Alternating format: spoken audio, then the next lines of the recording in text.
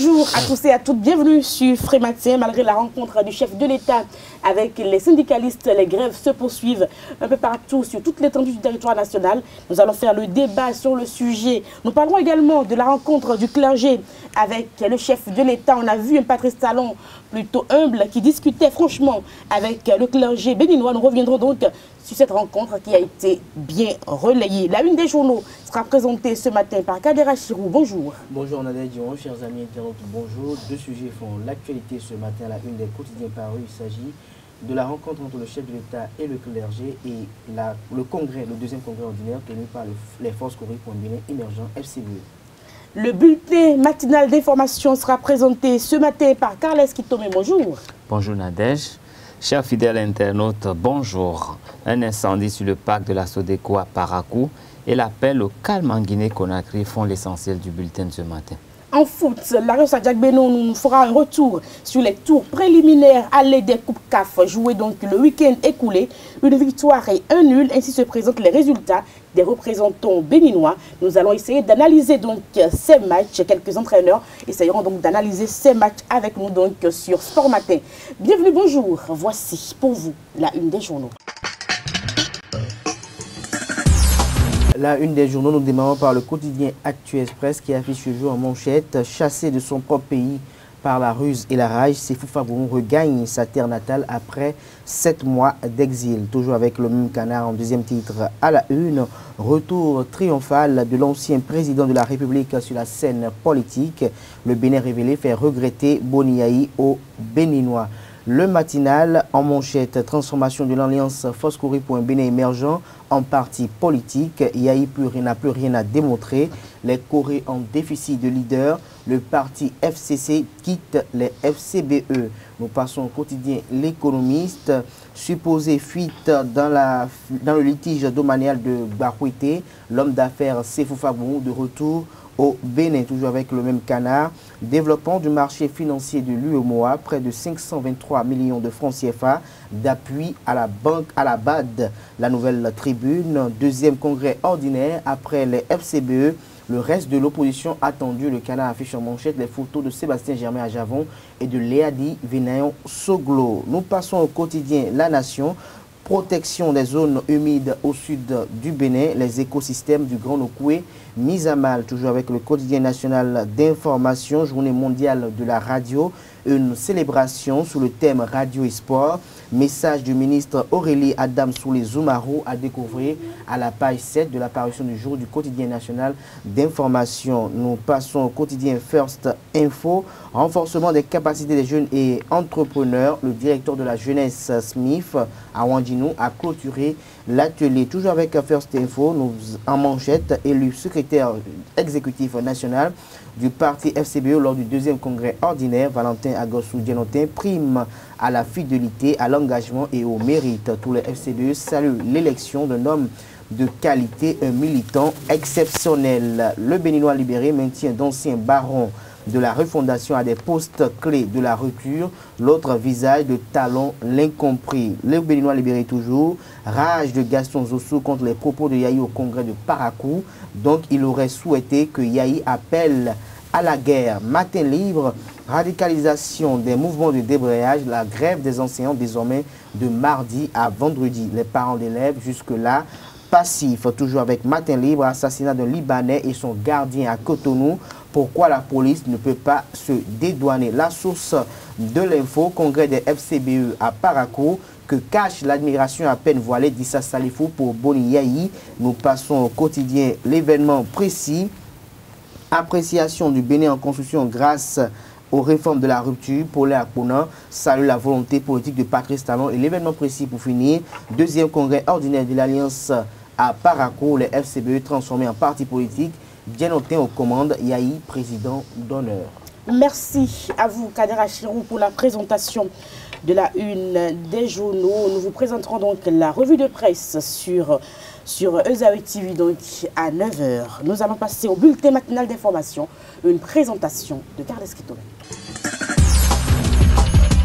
Fidèles amis internautes, bonjour.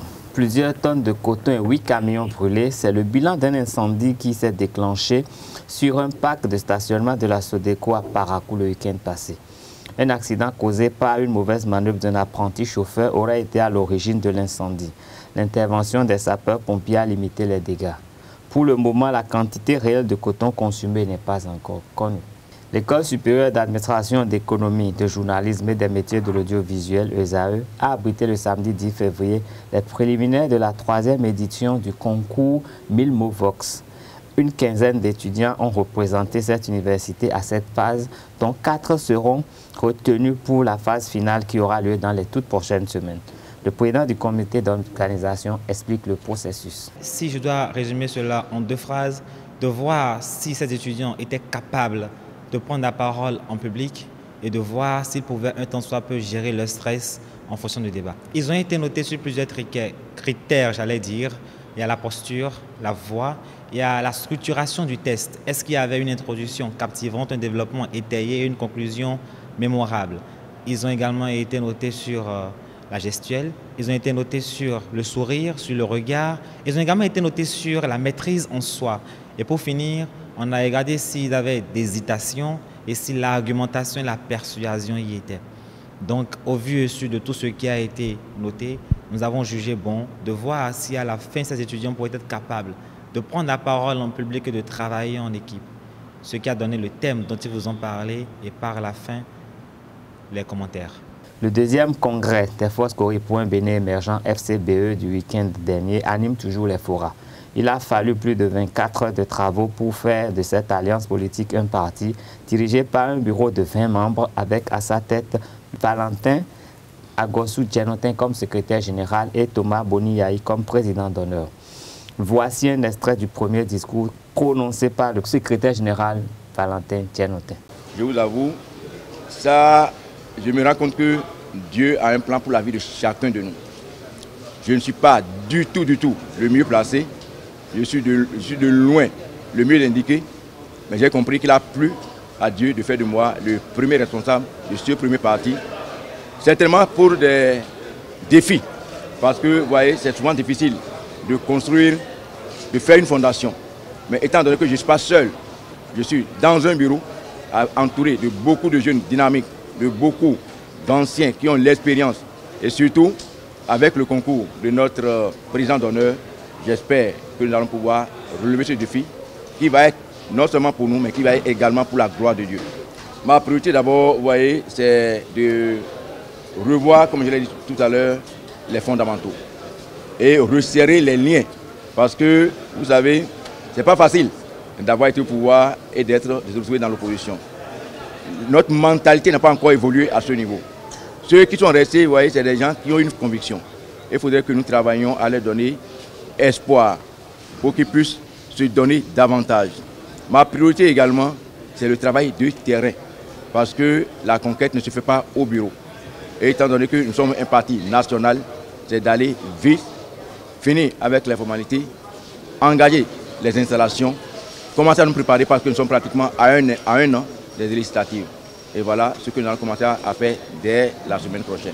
Vous l'avez suivi avec moi, ce congrès de bout en bout. Et comme vous le savez, nous sommes repartis à nouveau. Parce que nous étions une alliance, mais à partir de maintenant, nous sommes devenus un parti politique. Et vous connaissez très bien dans quel contexte nous sommes nés. Nous sommes nés pour des batailles. Nous sommes nés pour des combats. Nous sommes nés pour des conquêtes. Nous sommes nés avec l'ambition de fédérer les énergies, de fédérer toutes les forces d'opposition actuellement pour faire face au drame que vit notre pays en matière de répression, en matière de recul des acquis démocratiques, en matière de bâillonnement des libertés publiques. Et au-delà de ça, vous savez, un parti naît, c'est pour conquérir le pouvoir d'État. Les prochaines séances qui s'annoncent, ce sont les législatives. Mais avant d'en arriver là, il aurait fallu que nous puissions mieux nous organiser, mieux nous implanter, conforter notre position sur le terrain, en installant nos différentes structures décentralisées, en tendant la main aux autres partis pour pouvoir mieux nous organiser, parce que l'impression qui se dégage aujourd'hui, c'est un peu comme si l'opposition n'est pas suffisamment organisée. Je crois que nous allons nous atteler avec le bureau à faire ce travail pour donner la main aux gens, pour mieux nous organiser et aller ensemble aux prochaines élections. En Guinée, Ibn Chambas, le représentant des Nations Unies pour l'Afrique de l'Ouest et le Sahel, a appelé les Guinéens au calme et au respect de la loi à l'issue d'une visite de 5 jours à Conakry. Mohamed Ibn Chambas a rencontré les acteurs politiques, le leader de l'opposition, Céline Dalen Diallo, le président Alpha Condé, le président de la Commission électorale nationale indépendante CENI et des membres de la société civile pour essayer d'apaiser les tensions nées des violences enregistrées après le scrutin local du 4 février dernier qui ont enregistré 2 morts.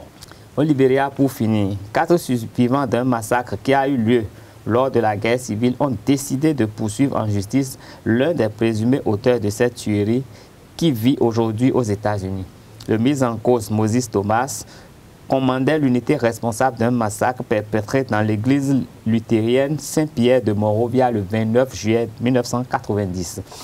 Ils avaient ouvert le feu sur l'église où s'étaient réfugiés environ 600 civils, faisant des morts.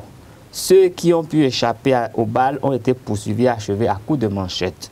Moses Thomas a déclaré à la BBC que ces accusements étaient sans fondement.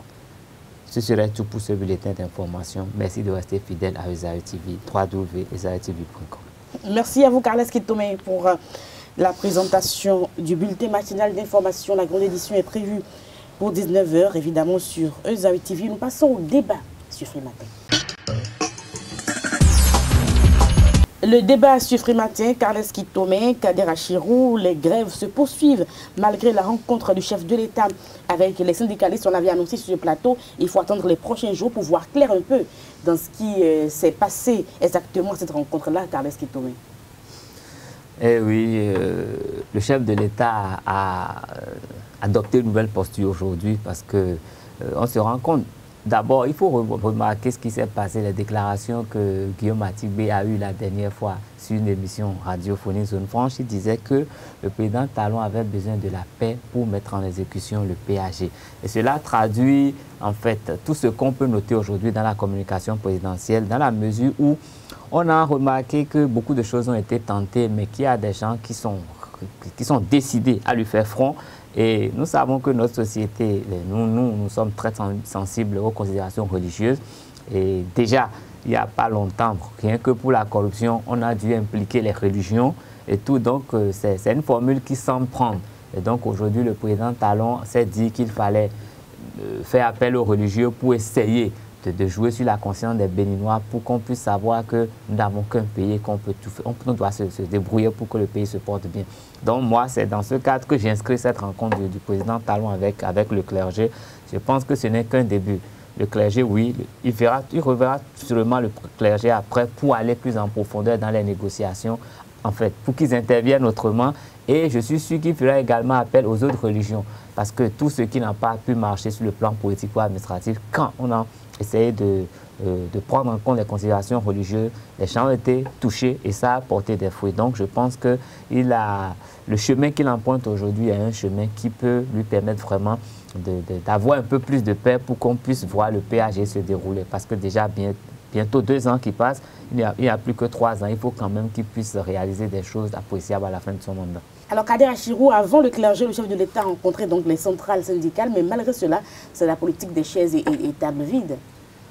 Politique des chaises et tables vides, pas seulement au niveau de l'enseignement, nous avons la même caricature qui se fait observer du côté de la santé, du côté de la justice et bien d'autres corps vitaux. Et je pense que le chef de l'État n'arrive pas à imprégner son nouveau départ. Je le revois plus dans son nouveau départ initial que cette rupture qui constitue quand même ce qui rend le cheval hémiplégique aujourd'hui. Parce qu'à y voir de près, depuis que le chef de l'État parle de rupture, on ne veut pas forcément faire comme l'ancien a fait. On veut procéder avec de nouvelles méthodes qui ne sont peut-être pas en phase ou qui ne sont pas habituées à ce qu'on veut impacter avec les différentes réformes. Et c'est ça qui cause réellement le problème. Et au niveau des différentes réformes qui sont opérées également, on a comme l'impression qu'il n'y a pas de négociation ou de réformes concertées en ce qui concerne la mise en œuvre de ces réformes. On dirait que tout est négocié, tout est planifié au niveau de la présidence de la République et on veut l'imposer quand même aux acteurs, ce qui est quand même assez déplorable de part et d'autre.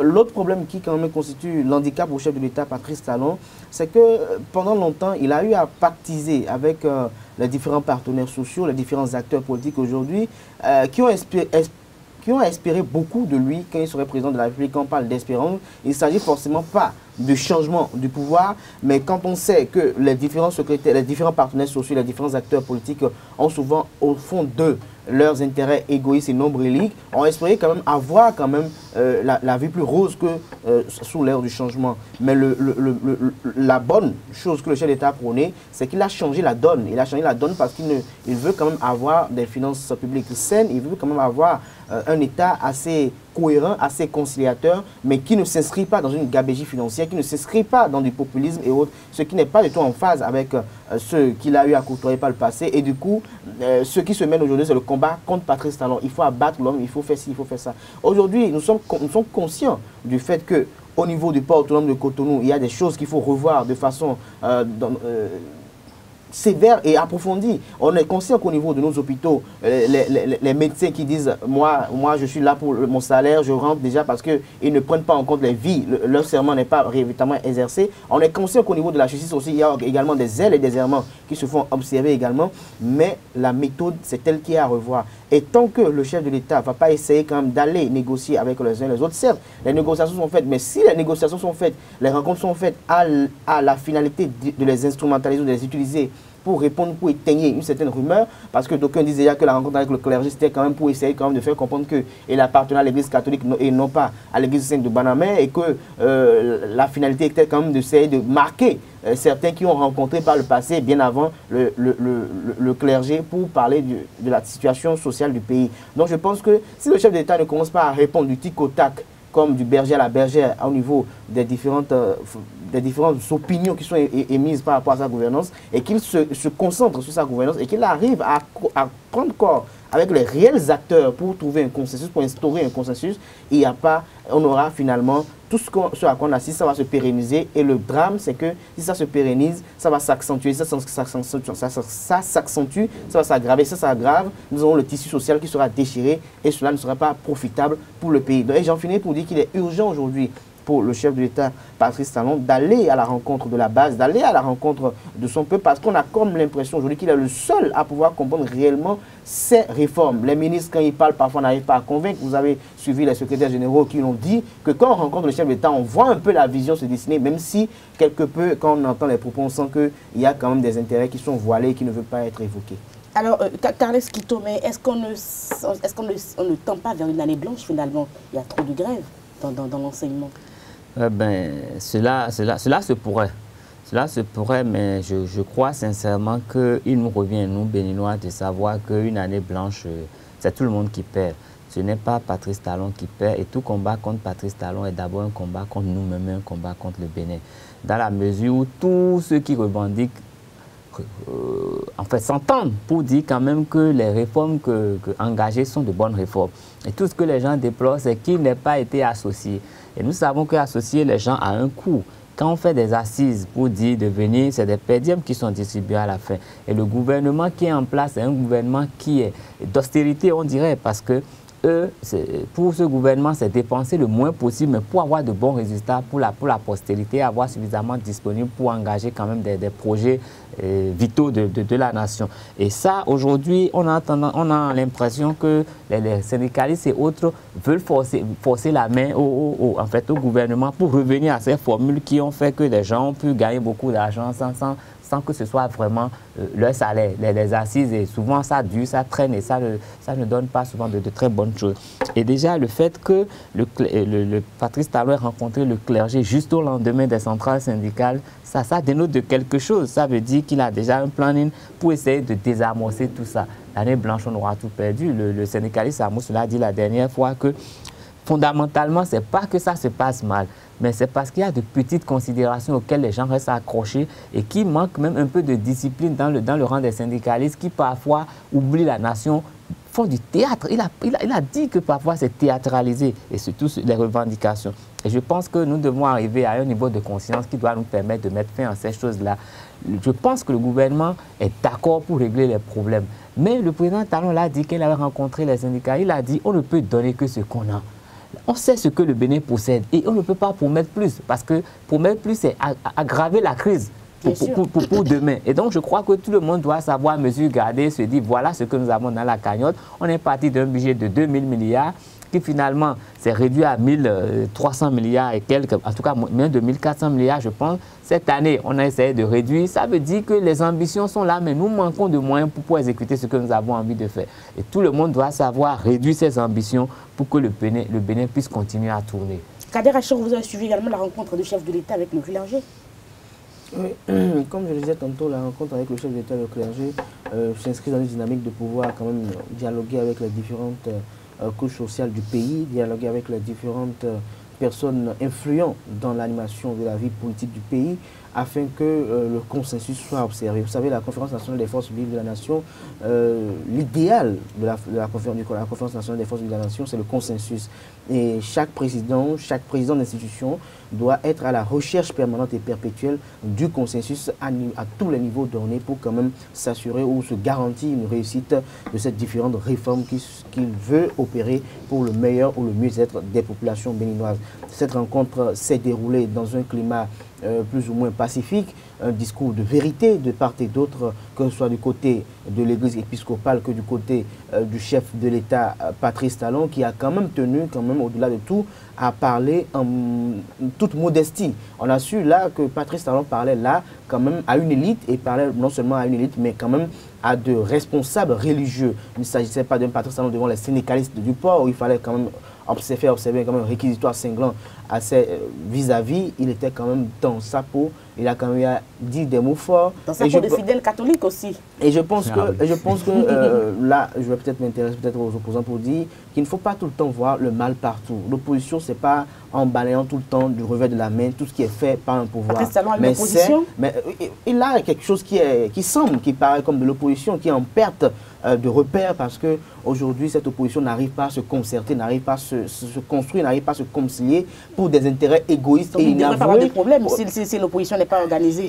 Il n'a pas de problème. Il n'a pas de problème. Tout devrait bien se passer. Il n'a pas de problème, mais dans le même temps, il a encore de problème. Il a encore de problème parce que tous ces faits et gestes sont mal jugés. Ils sont mal jugés parce que par le passé, c'est lui-même, en étant une télécommande, a habitué les gens à scruter au paille fin tous les faits et gestes d'un chef de l'État, à trouver à chaque fois qu'un chef d'État, même si quand il s'exprime et a les larmes aux yeux, à trouver que ce qu'il dit, ce qu'il fait n'est pas bien, n'est pas adéquat, c'est du folklore. Alors aujourd'hui, la clochardisation a pris le dessus de la chose, la folklorisation a pris le dessus de la mêlée, et nous assistons aujourd'hui à tout ce que nous pouvons voir. Ceux qui n'ont pas le camp de pouvoir dire de pouvoir opiner sur un discours d'un chef d'État le font aujourd'hui aisément avec l'avènement des réseaux sociaux. C'est une pathologie comportementale qui se perpétue et qui se dissipe de part et d'autre à travers notre génération actuelle, celle de la jeunesse. Et je pense qu'aujourd'hui, il faut quand même essayer de travailler à cela dans les écoles, dans les centres de formation et autres, pour qu'aujourd'hui, cette jeunesse soit beaucoup plus consciente, qu'elle ne prenne pas un chef pour un camarade ou un copain ou un ripou. Il faut quand même dire au chef de l'État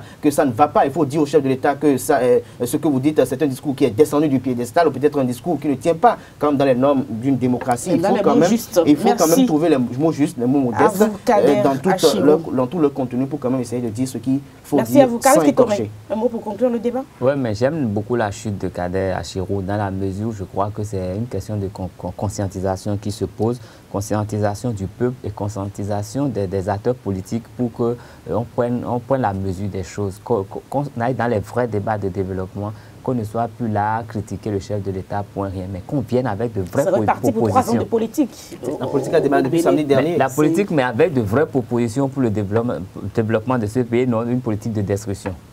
Alors, merci à vous. C'était le débat. Carles Kitomé et Kader Achirou. Merci. Nous allons passer au sport sur Free Matin. Les sports sur Free Matin, Larry Sadiak-Benon, bonjour. Bonjour Nadège. Tennis de table, les pongistes de la sous-région ont compétit le week-end écoulé. C'était au rôle des arts, sports et loisirs de Cotonou. Cette compétition a été organisée dans le cadre du festival du Nouvel An chinois. Venus du Togo, du Nigeria, de la Côte d'Ivoire et bien évidemment du Bénin, ces pongistes se sont affrontés dans 3 catégories, à savoir moins de 15 ans, filles et garçons, moins de 21 ans, filles et garçons, et puis les seniors dames et hommes. À l'issue des oppositions, le Nigeria a presque tout raflé, 5 médailles d'or remportées sur 6. Seul le Béninois Niyi Sanialou a disputé la suprématie des Nigérians en remportant la palme d'or chez les seniors hommes. Il a battu en finale son compatriote Amoussa Alvaro par 3-7 à 1. Il s'est exprimé après sa victoire. Le tournoi organisé par les Chinois. C'est le Bénin qui a habité la compétition et que c'est nous qui avons gagné. On l'a hosté à la Tonga. Joueur international, la compétition comme ça, des fois, il va au Nigeria se préparer. Une victoire et un nul, ainsi se présentent les résultats des représentants béninois pour les préliminaires allées des Coupes CAF jouées le week-end écoulé. Absolument, Nadège.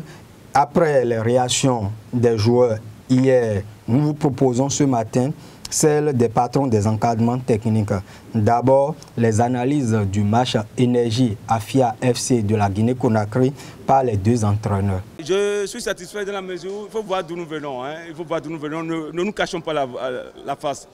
Comme le dit l'arbre ne doit pas cacher la forêt. Et vous savez, on vient de très loin et je pense que c'est le travail qui va nous faire sortir. Et par rapport à une équipe qui a déjà bravé déjà 13 journées de la phase aller chez eux, et voilà le résultat. Je pense qu'il faut encourager, c'est vrai que ça n'a pas marché, et comme on l'aurait souhaité, puisqu'on a pu défaire l'adversaire, on a pu trouver des occasions, c'est-à-dire que tout ce que l'adversaire a mis en place comme stratégie défensive, on a pu défaire cela, on a trouvé assez d'occasions, mais ils n'ont pas pu concrétiser. Donc je pense que c'est le travail qui va nous amener à concrétiser. C'était un match d'un niveau technique appréciable. Bien qu'on a perdu, mais je pense que les enfants n'ont pas démérité, ils ont produit de beaux jeux.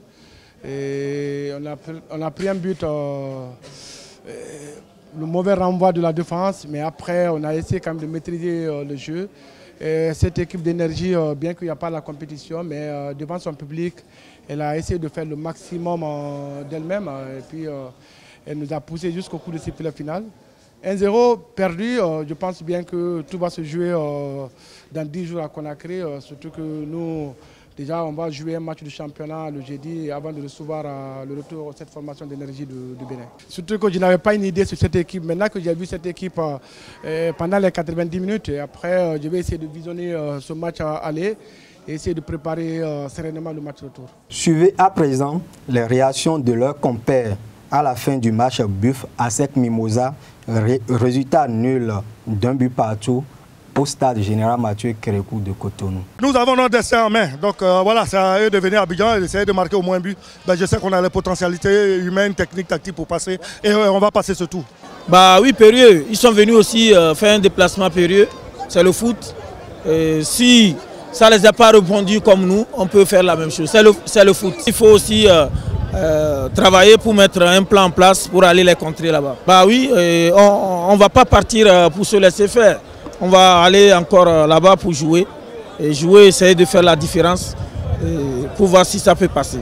Direction Europe pour parler des 8e de finale de l'UEFA, Ligue des Champions, qui démarre d'ailleurs ce jour. Effectivement, Nadège, les Suisses du FC Bâle vont ouvrir la balle de la manche allée de ces 8e de finale en recevant Manchester City, le leader incontesté de la première ligue, le championnat anglais, à 20h45. Au même moment, la vice-championne d'Europe, la Juventus de Turin, accueille Tottenham de l'Ivoirien Serge Aurier. Ces 8e de finale se poursuivent demain avec le match très attendu entre le Real Madrid, championne d'Europe en titre, et le très ambitieux club français, le Paris Saint-Germain. Et elles vont s'achever la semaine prochaine. Merci à vous, Larry Sadjak Benon. C'était les sports sur Frématin. Merci, on va se retrouver demain pour d'autres informations sportives, mais avant à 19h. Le développement de l'actualité sportive. Merci à vous. Et c'est la fin de Frématin pour le compte de ce mardi, une émission que nous avons eu beaucoup de plaisir à vous présenter. On va se retrouver demain. Demain, c'est la Saint-Valentin, donc c'est la fête des amoureux. Nous allons essayer de nous habiller aux couleurs de cette belle fête, dans la fête de l'amour. Nous en parlerons de long en large sur notre plateau et dans nos différentes émissions demain. Portez-vous bien. À demain. Au revoir.